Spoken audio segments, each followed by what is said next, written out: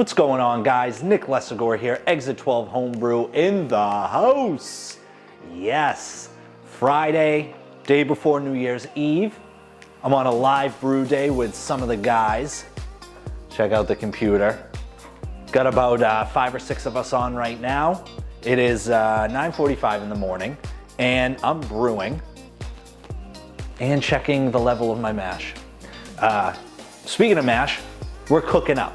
And I'm cooking a beer that Brandon and I put together. It is an oatmeal stout. Now, we haven't done an oatmeal stout ever, maybe once, years and years ago. And so I decided to brew early on when Dave reached out to the club on Discord. And by the club, I mean the BrewTubers Online Brewers Club, www.brewtubers.com. Come and join us in Discord. You get to do fun things like this. We're all on Zoom brewing. Dave reached out on Monday and said, hey, I want to brew on Friday. Does anyone want to do it with me? Dennis Pinn, Woodshed Brewing, said, let's go. Eric Cumming, Inner Cosmos Beer Works, said, let's go. And I said, why not? Let's do it. Brandon cannot be here, but I am. Looking in my inventory, I said, it's Monday. I probably can't get anything delivered in time. So let's just work with the inventory. And thank goodness I have it. Because we're doing an oatmeal stout. It is going to be in the, what people don't realize about oatmeal stouts is that from a BJCP perspective, 4.2 to 5.9% is the range for an oatmeal stout. And so that's kind of what we're aiming for. High end of the 5.9, you know, looking at 5, hopefully at least 5.5 for an oatmeal stout. Salted it like an oatmeal stout. And I said, you know what, Brandon, let's do something different. Exit 12, experimenting every day. That's what our motto is. And I said, let's do something fun. So we're gonna put in a bag of coconut chocolate granola. Dark chocolate, to be exact. So 9 ounces. So granted, this is a 15-pound grain bill. So provided that everything fits in our Robobrew 3.1, the first gen or the first one we got, provided all the grain fits, all, 14 pounds, 8.5 ounces, we're gonna be throwing in this granola. And then Eric had a great idea on the chat, and this is another great benefit of joining the club. Just kidding. But it is a great benefit of joining the club. He suggested adding the granola in the mash, which I agreed, and then maybe adding some cacao nibs in secondary. We'll see. So, going in with 9 pounds, pretty much, a little over 9.5 pounds of Golden Promise, hitting it, kissing it with a little bit of that Pale 2-Row from Valley Malt, clearing us out of our 2-Row from Valley, so we gotta go get some more. Also clearing us out of our Golden Promise. We have to go get some more of that. A pound of flaked oats, 10 ounces of roasted barley, 8 ounces of, you guessed it, honey malt, kabang, 8 ounces of lactose in the boil, and then 3.5 ounces of pale chocolate malt. So this is kind of like an oatmeal granola milk stout, if that was a style. And then from a hops perspective, the hops aren't the star of the show, but a learning from brewing our Belgian Dark Strong, I was looking for a little bit more bitterness. If you listen to the podcast, I drank it on the most recent episode of the podcast, and I was looking for a little more bitterness on the front end. So we only added 30-minute and 20-minute bittering hops for the Belgian Dark Strong. So we're gonna go with 60-minute hops here, all Columbus. Half ounce at 60, half ounce at 20, half ounce at 10. That should clear us out of our Columbus hops for that year. And then the yeast, Mangrove Jack's Empire Ale yeast, because that's supposed to do really well with English style. So fun brew day, 60-minute mash, 60-minute boil. Getting a little bit later start of the day, waited for some of the guys, had a meeting at work, and now we're ready to go. So let's get into it. Ka-la-la-bang. All right, we got the grain milled. We got our salts in. I cannot forget the flaked oats. And if we can fit it in the mash tun, I'm gonna throw in some dark chocolate granola. So this should be pretty fun. I think there's about 15 or so pounds of grain in here. So we'll see how we do. Turn the mash temp down. Let's mash in. As long as you can see on the camera. Admittedly, I've never mashed in at such a high temperature. Strike temp was 159. Turned it down to 156 just before I just started mashing in, so slow it down. Get those grain balls.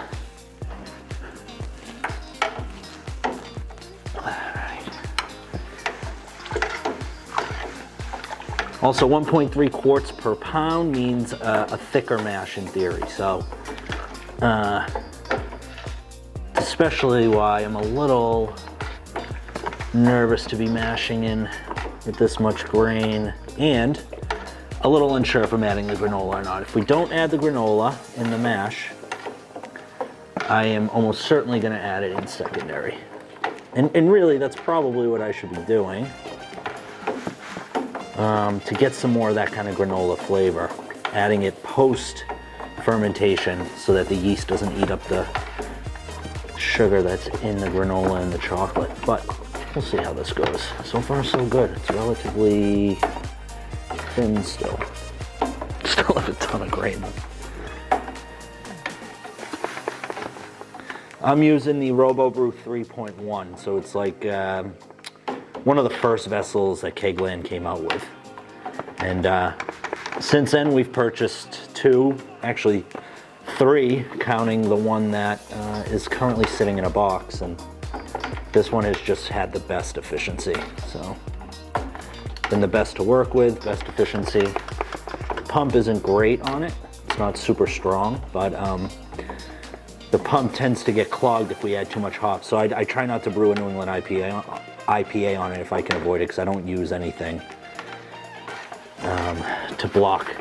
I don't use like a hop filter or anything, so.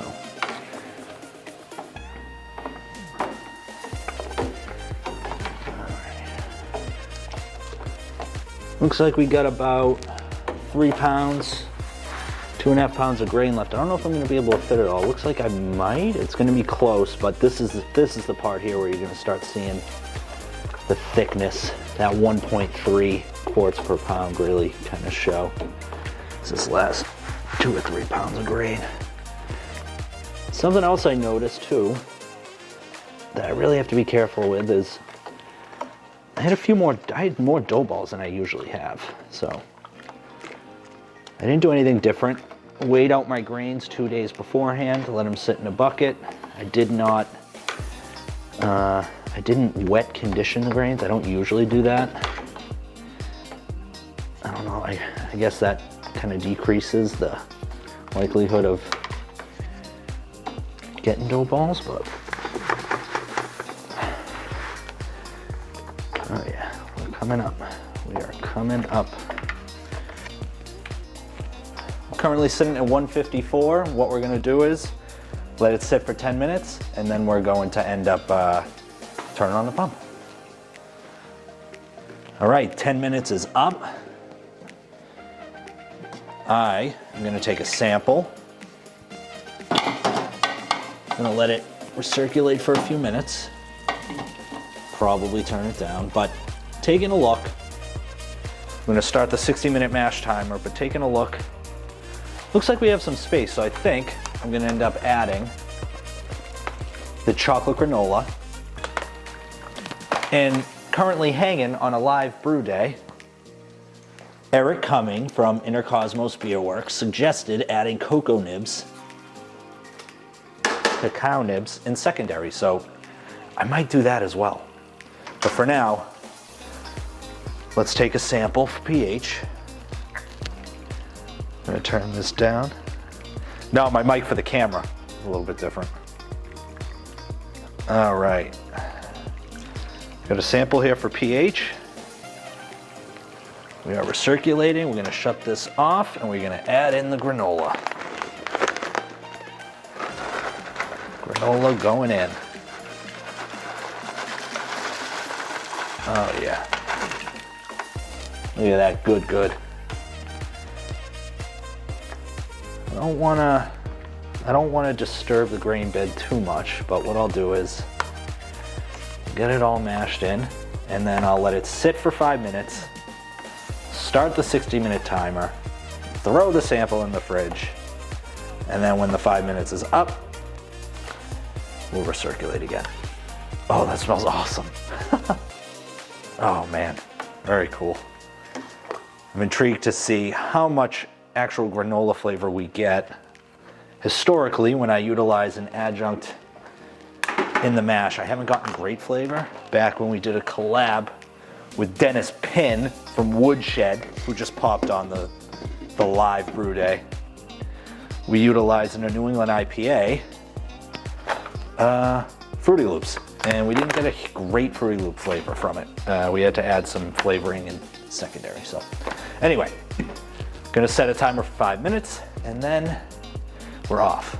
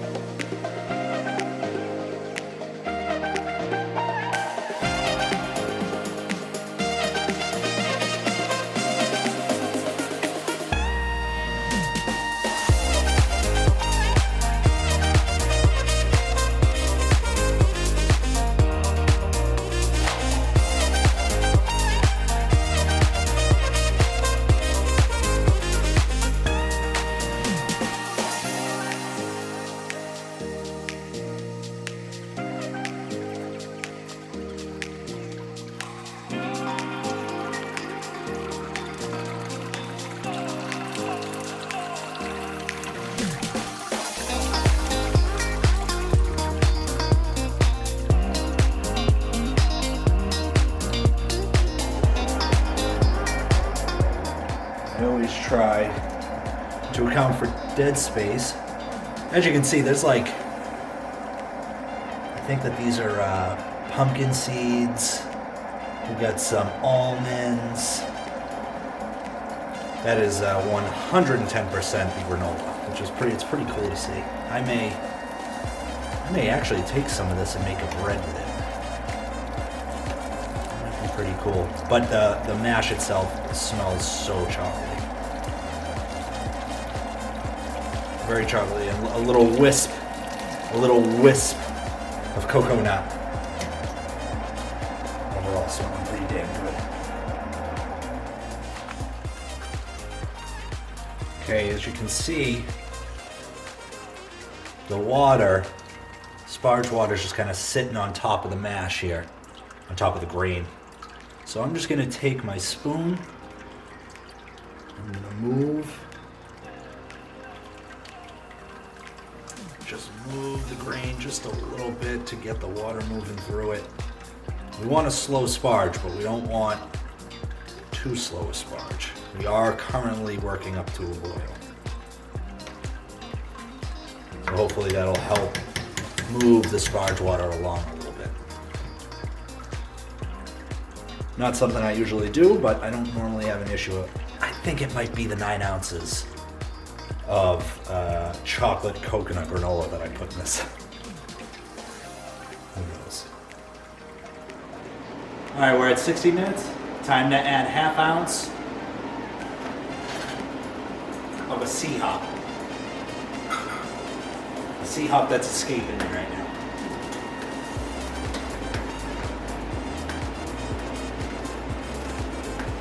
Columbus. I think it's Columbus.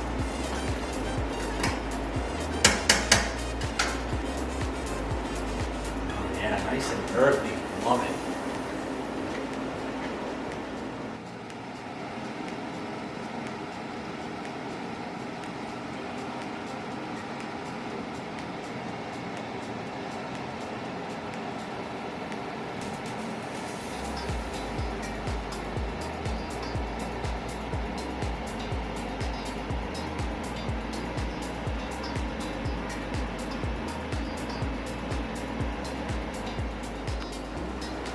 Okay, we're at the 20-minute mark. We're adding another ½ ounce of hops. And then at 10 minutes comes the big drop. 8 ounces of lactose, yeast nutrient, Warflock tap, hops. Bang, bang, bang, bang. All over the place. smelling good. Smelling promising. In terms of gravities, we had a 1.072 first runnings gravity, and then we were shooting for 1.055 on our pre-boil. We actually hit 1.060, so really excited, really happy about that. It has been a long time since we've been up on gravity. We did not take into account the granola, so I'm thinking maybe the granola bumped it up a little bit, but we'll take it. So, continuing on with the brew day, 20 minutes left, let's go.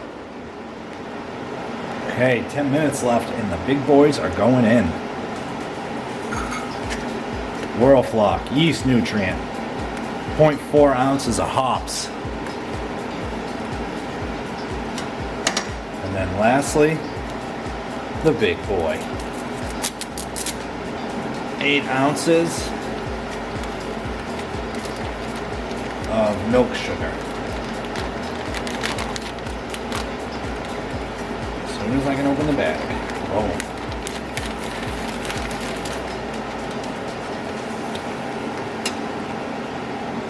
Gonna give that a nice mix. We have 10 minutes left till the end of the boil. And then we're gonna cool this puppy down, throw it in our fermenter, pitch the yeast. Call it a day. Well, clean, then call it a day.